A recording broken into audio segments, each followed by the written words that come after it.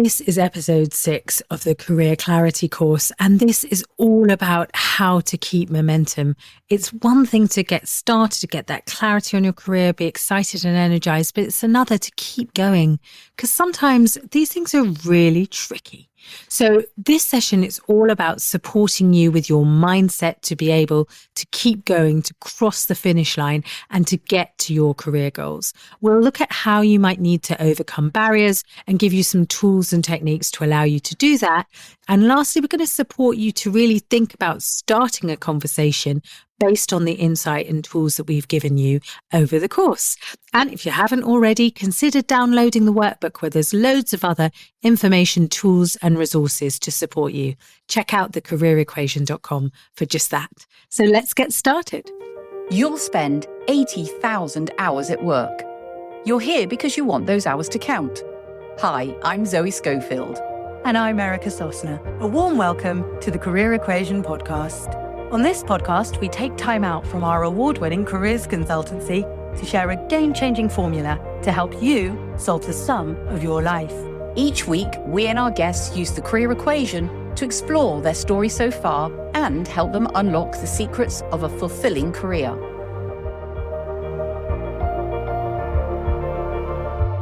Welcome everyone to our final episode in the Career Clarity mini-series. I can't believe that we're here already. You've done amazingly. You've done all the deep work of the equation. You've reflected, you've defined success, you've explored your story, you've written your design, and you've set out your goals. But now the most important question is, how do we keep moving? How do we keep the momentum when things get scary or a bit tough or a bit de-energizing? And today we want to explore with you some of the mindset hiccups that can come along when you go on this kind of journey. Anything worth doing is at times tough, scary or dispiriting. And so we want to help you to share some practical ideas for how you keep momentum and keep sharing what it is that you've discovered in various conversations, dialogues, and empowering others to own and drive their career through Career Clarity and the equation. Yeah, and so you've done the inner work, you're clear or clearer on what you want and what matters to you and where you want to head next. But here's the truth, that insight isn't enough on its own. If you don't take the action soon, then all that energy that we've created and that you've built up, can begin to evaporate, because they're three normal, very human forces tend to show up right about now. And the first one is fear. Yeah, that inner voice that really just wants to keep you safe, but also a little bit stuck. Yeah. And fear is often the loudest when we're closest to doing something important. Yeah. When we're about to step out of that comfort zone and into what feels like perhaps dangerous territory. And it's not random at all. It is your brain's way of trying to protect you from what it perceives as danger.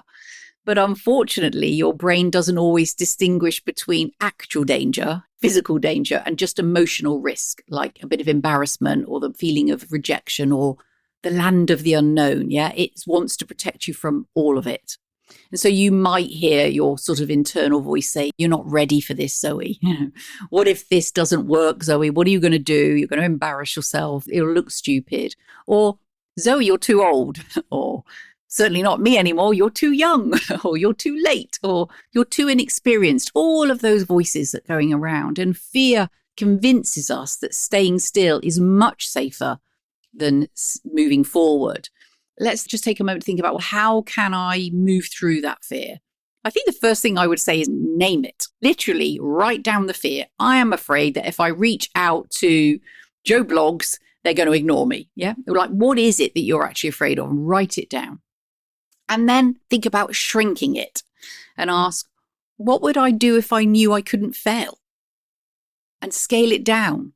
What's the one version of it I could try? Yeah, so we're reducing what feels like a big fear to start with. We're shrinking it down, and then we're answering this sort of, but what if? What if I could do something, a small part of it? What could that look and feel like? And normalize it.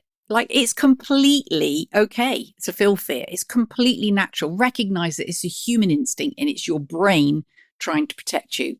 Everybody feels fear, particularly on the edge of something that's going to be meaningful. You are not the exception. You're absolutely human. So a thoughtful reframe is that fear doesn't mean stop. It just means go a little bit more gently with a reality check and a bit of support. The next thing that sort of crops up is life. Yeah, life gets in the way, doesn't it? The momentum killer, disguised as your calendar, if you like, where it's just full. Life has a funny way of crowding us out of everything that doesn't feel urgent.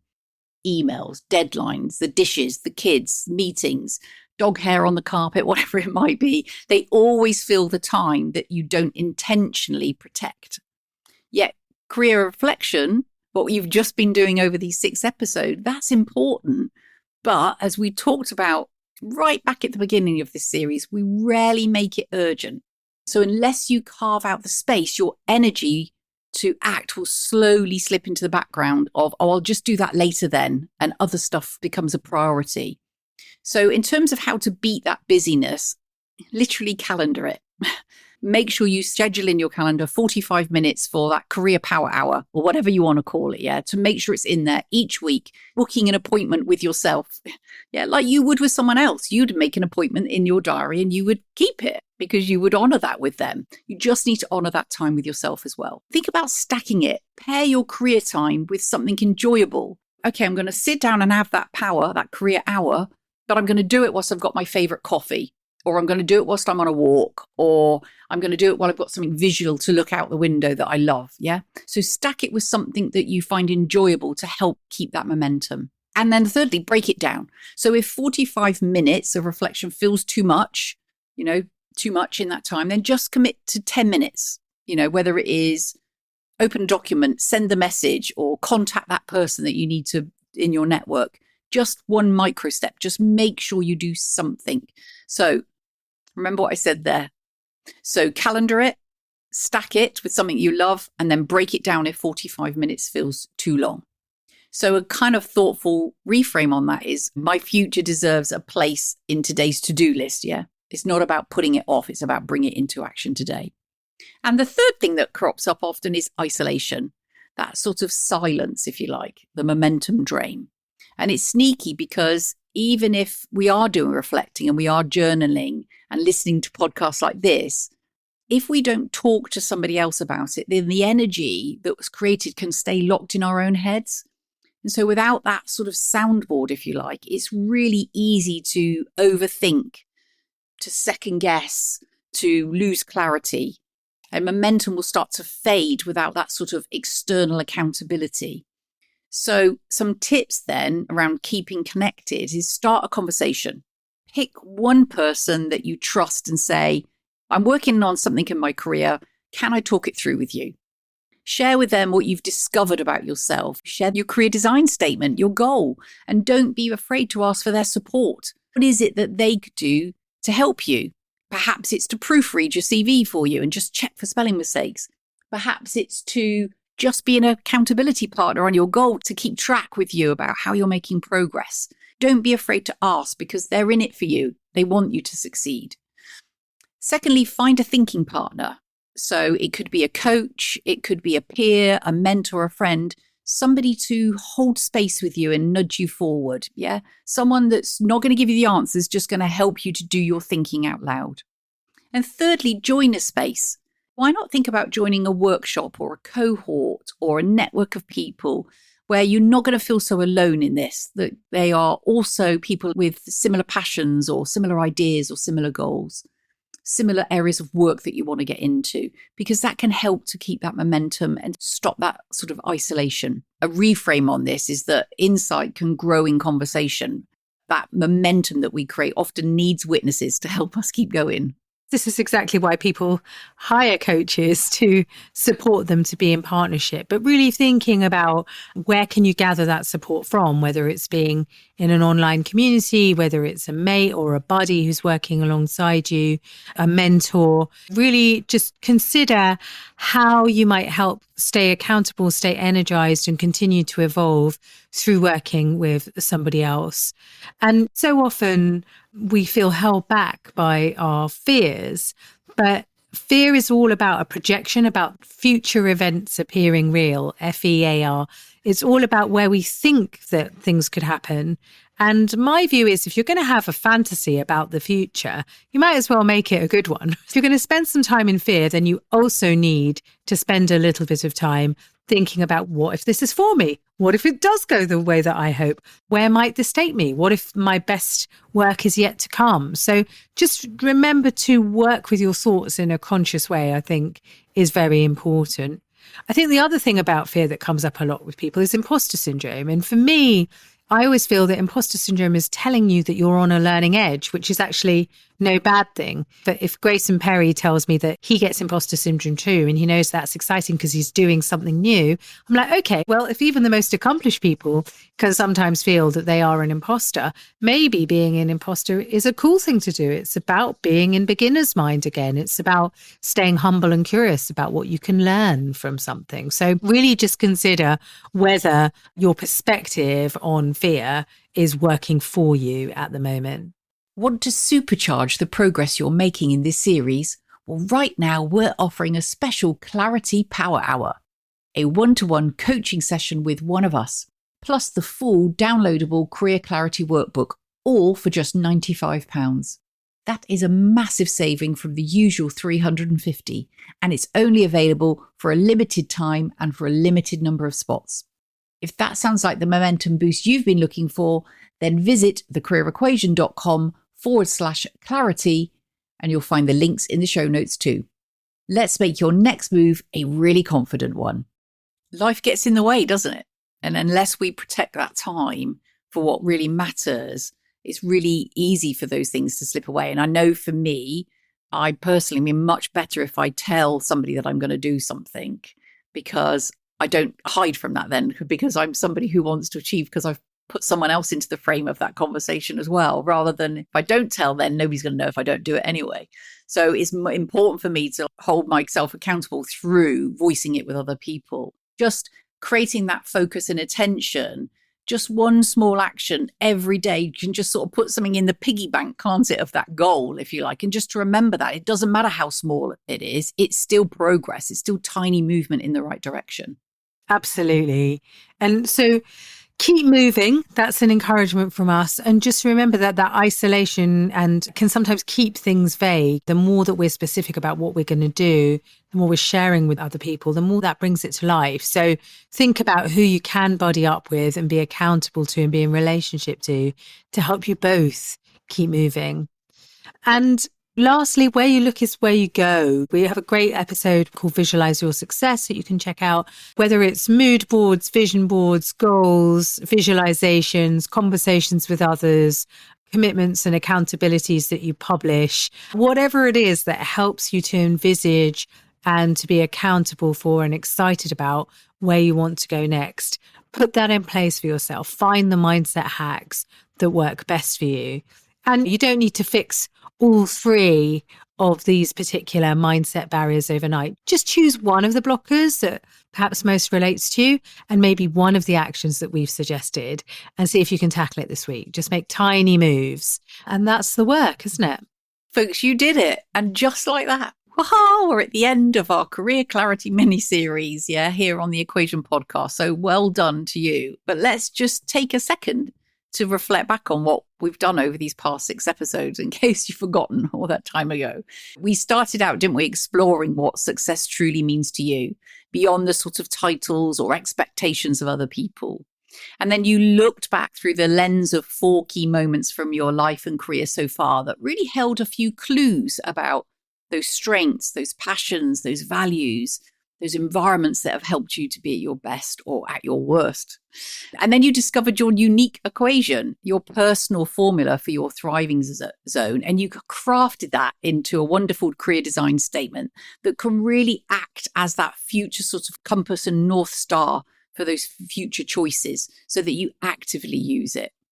And then we moved into defining a goal, something that's smart, that's measurable, achievable and time-bound, that feels really aligned with where you want to go through that design statement, the tweaks and changes that you want to make, and that it's motivational, so that you really do get started and take those first few steps.